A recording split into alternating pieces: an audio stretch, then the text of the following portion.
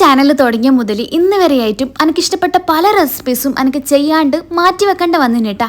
അതിനുള്ള മെയിൻ കാരണം എന്ന് വെച്ചാൽ എൻ്റെ അടുത്ത് ഓവണില്ല. പക്ഷെ അതും പറഞ്ഞിട്ട് അവിടെ നിന്നാലുണ്ടല്ലോ നമ്മളെ ജീവിതാവസാനം വരെ അവിടെ നിൽക്കലേ ഉണ്ടാവും കേട്ടാ, വേറെ ഒന്നും ചെയ്യലുണ്ടാവില്ല. അതുകൊണ്ട് നമുക്ക് ഉള്ളതുപോലെ ഉണ്ടാക്കിയെടുക്കട്ടാ. അതിന് വേണ്ടിയിട്ട് ഞാനൊരു ഗ്ലാസ് ട്രേ എടുത്തിട്ട് അതിലേക്ക് ആവശ്യത്തിനുള്ള ബ്രെഡ് എടുത്തിട്ട് പീസാക്കിയിട്ട് ഇട്ട് കൊടുത്തിട്ട് കേട്ടാ. വേണമെങ്കിൽ കുറച്ച് നട്ട്സ് ഒക്കെ ഇട്ടോ.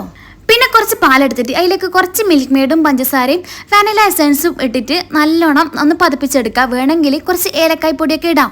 ആ മിക്സ് ബ്രെഡിലേക്ക് ഒഴിച്ച് കഴിഞ്ഞാൽ പിന്നെ കുറച്ച് വിപ്പിംഗ് ക്രീമോ തിക്ക് ക്രീമോ എന്തെങ്കിലും എടുത്തിട്ട് അതിലേക്ക് കുറച്ച് പഞ്ചസാരയോ മിൽക്ക് മെയ്ഡോ എന്തെങ്കിലും ഒന്ന് മിക്സ് ആക്കി കൊടുക്കാം.